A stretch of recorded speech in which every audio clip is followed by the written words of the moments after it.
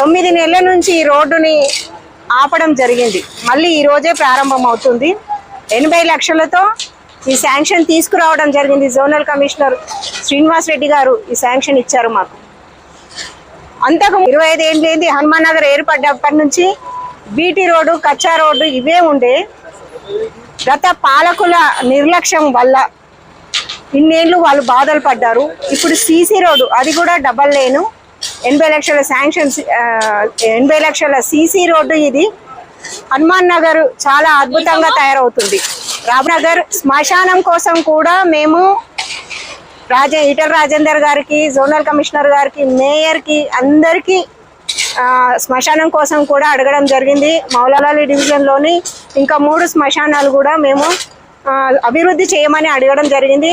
మౌలాలిలోని పార్కులు అభివృద్ధి చేశాము, రోడ్లు అభివృద్ధి చేశాము, శ్మశానాలు కూడా అభివృద్ధి చేస్తాము.